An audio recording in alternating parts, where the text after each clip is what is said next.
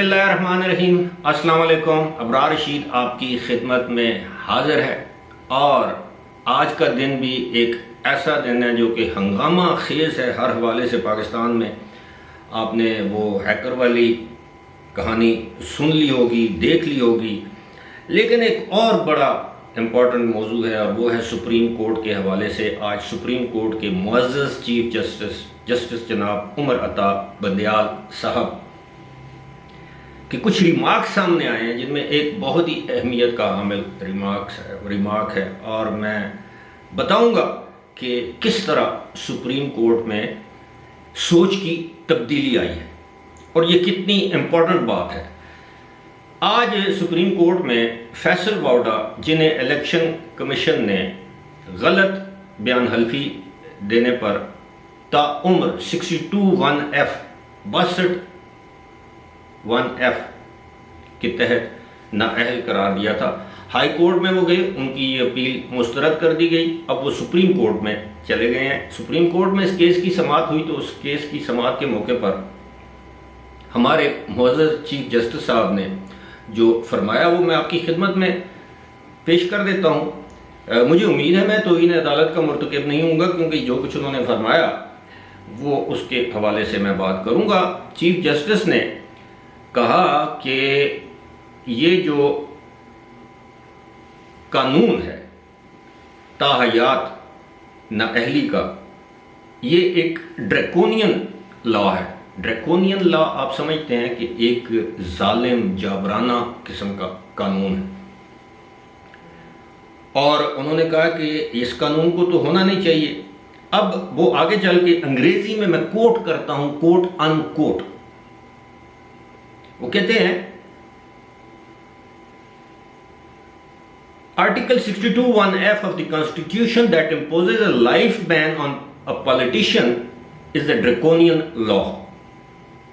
ٹھیک ہے جی، کہ یہ ایک ظالمانہ، بے ایمانہ، جابرانہ، جو بھی آپ اس کو نام دے دیں، قانون ہے، جس کے تحت کسی بھی سیاستدان کو تاحیات نااہل قرار دیا جائے۔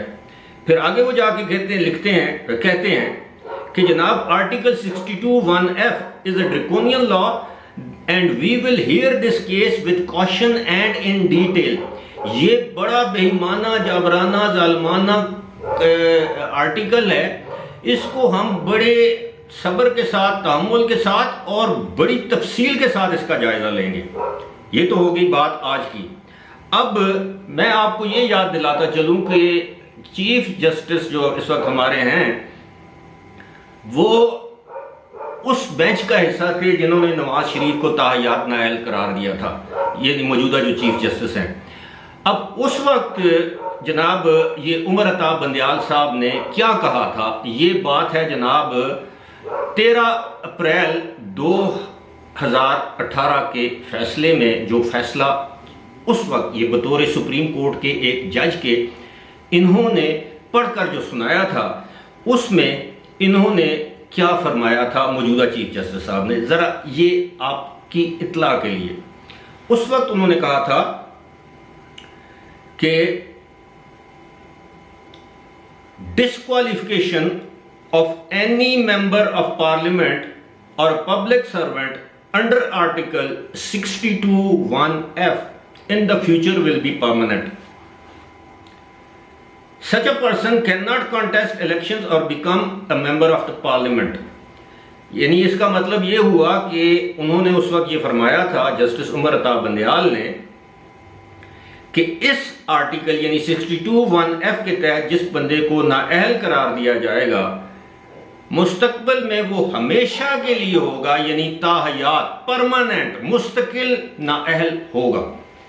اور آگے چل کے لکھتے ہیں یا کہتے ہیں کہ such a person cannot contest elections or become a member of the parliament، یعنی ایسا بندہ نہ تو انتخاب لڑ سکتا ہے اور نہ ہی پارلیمنٹ کا ممبر بن سکتا ہے۔ پارلیمنٹ کا ممبر سے مراد نہ وہ قومی اسمبلی کا ممبر بن سکتا ہے، نہ اس کا انتخاب لڑ سکتا ہے، نہ سینیٹر بن سکتا ہے، نہ وہ یہاں تک کہ وہ کونسلر بھی نہیں بن سکتا، اور الیکشن میں حصہ نہیں لے سکتا۔ پارلیمنٹ تو صوبائی اسمبلیوں اور قومی اسمبلی اور سینٹ کو کہتے ہیں، لیکن وہ ڈسٹرکٹ کونسل کا وہ کونسلر بھی نہیں الیکشن لڑ سکتا۔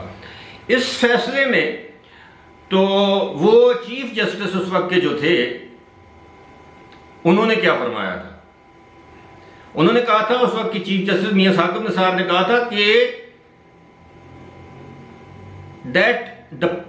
کہ public deserves leaders of good character, یعنی جو لوگ ہیں، جو عوام ہیں، وہ ان کو اچھے کردار کے لوگ چاہیے، یعنی کہ صادق اور امین ہو۔ انورٹڈ کامز میں آگے کوٹ ان کوٹ، The restriction imposed by Article 62(1)(f) of the Constitution for the eligibility of a candidate for election to Parliament serves the public need and meet public interest for honest، یعنی اس کو دیانتدار ہونا چاہیے، upright، truthful، سچا، trustworthy، قابل بھروسہ، قابل اعتماد، prudent elected representative، یہ اس ججمنٹ میں کہا گیا تھا۔ 2018 زیادہ ٹائم نہیں گزرا، 4 سال، اپریل 4.5 سال۔ اب آپ اندازہ کریں، یہ بالکل اسی طرح ہے۔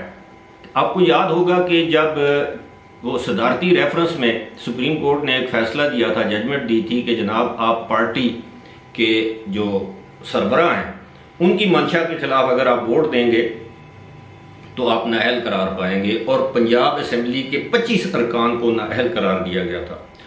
اس کے بعد جب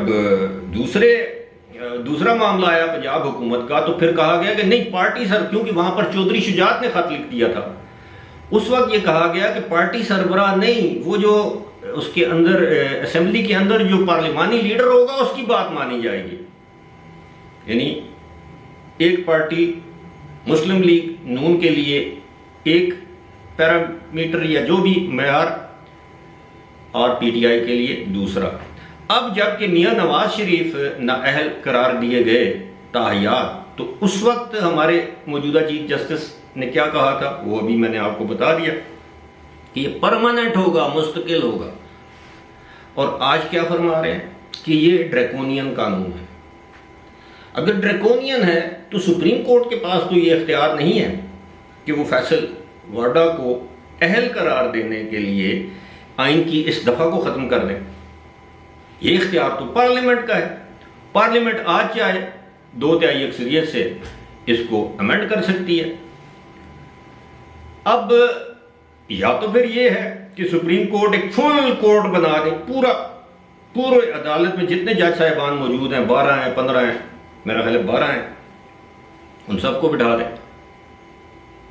پھر میاں نواز شریف کی جو تاحیات نااہلی ہے، جہانگیر ترین کی جو تاحیات نااہلی ہے، اس کے کیس کو بھی ساتھ رکھ لیں کہ یا تو آپ نے اس وقت، سپریم کورٹ نے اس وقت غلط فیصلہ دیا جس کو آج ڈریکونین قرار دے رہی ہے، یا پھر آج ان کی سوچ جو ہے وہ غلط ہے۔ وہ فیصلہ درست تھا تو آج ان کی سوچ غلط ہے، اگر وہ فیصلہ غلط تھا تو پھر آج ان کی سوچ درست ہے۔ پھر سوچ کی درستگی کے لیے اس فیصلے میں بھی تصحیح یا اس فیصلے کو بھی درست کرنا پڑے گا۔